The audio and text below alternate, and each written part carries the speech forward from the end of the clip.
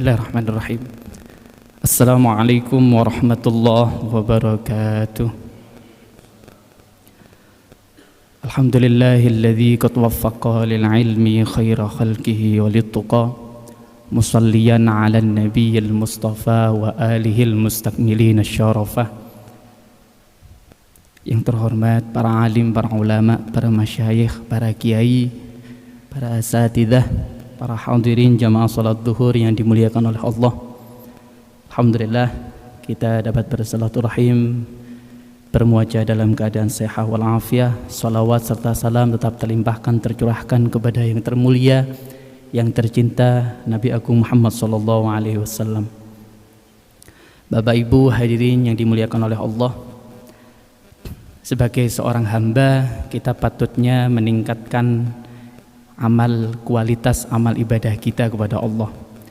Ada teori yang menarik yang dicetuskan oleh, yang diprakarsai oleh Haris Al-Muhasibi. Beliau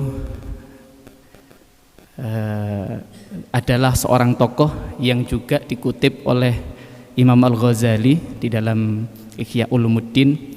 Beliau menyampaikan teori terkait dengan keseimbangan antara khauf dan roja, bahwasanya kita sebagai seorang hamba tidak melulu takut akan siksaan dari Allah Subhanahu wa taala. Jangan terlalu terpuruk dengan ancaman-ancaman yang mengakibatkan kita akhirnya berputus asa. Seharusnya kita juga memotivasi diri kita dengan berharap kepada Allah Subhanahu wa taala daripada janji-janji beliau. Sebagai seorang akademisi, di dalam surat Al-Mujadalah ayat 11 yang semuanya sudah faham, Allah Subhanahu wa taala berfirman, a'udzubillahi minasyaitonirrajim, bismillahirrahmanirrahim, yarfa'illahu alladhina amanu minkum walladzina utul ilma darajat. Bahwasanya Allah Subhanahu wa taala akan mengangkat di antara kita semua, orang-orang yang beriman dan berilmu, beberapa derajat.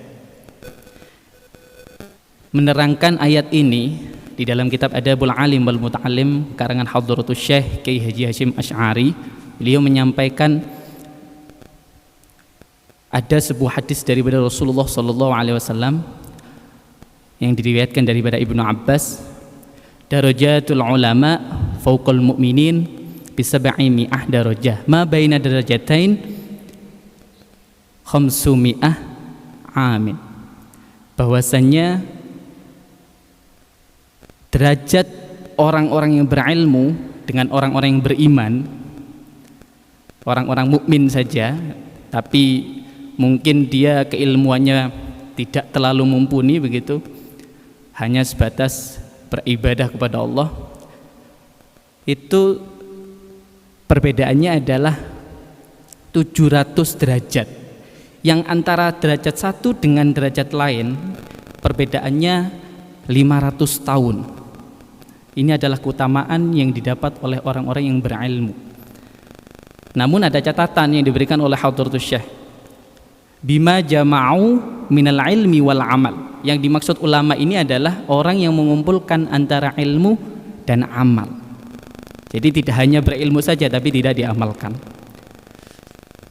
Terkait dengan fadilah orang yang berilmu dan ahlinya, Syekh Syihabuddin di dalam kitab Al-Qulyubi Hikayah yang ke-57, beliau menceritakan bahwasanya ada seorang hamba yang nanti dihisab oleh Allah Subhanahu wa taala. Lalu hamba tersebut setelah dihisab, rajahat sayyi'atuh ala hasanatih. Yang menang itu adalah kejelekannya daripada keburukannya. Akhirnya dia diminta masuk ke neraka. Dalam perjalanan ke neraka, Allah Subhanahu wa taala meminta malaikat Jibril untuk menanyai hamba tersebut. Ditanya yang pertama, apakah dia pernah berkumpul dengan orang yang berilmu? Jawabannya tidak.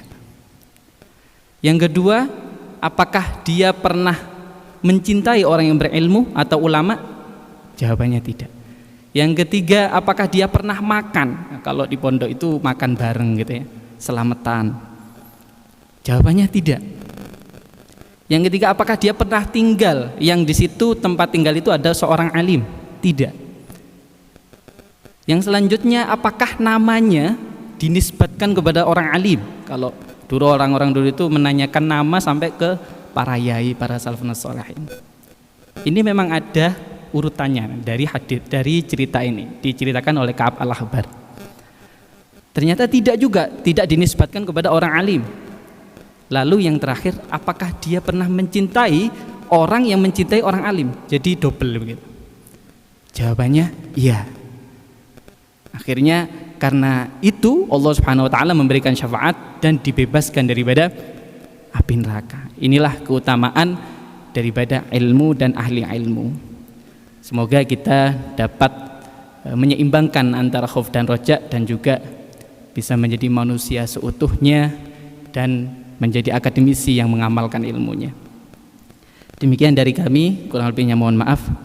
Bismillahirrahmanirrahim. Alhamdulillahirabbil alamin. Allahumma shalli wa sallim ala sayyidina Muhammad wa alihi washabihi ajma'in.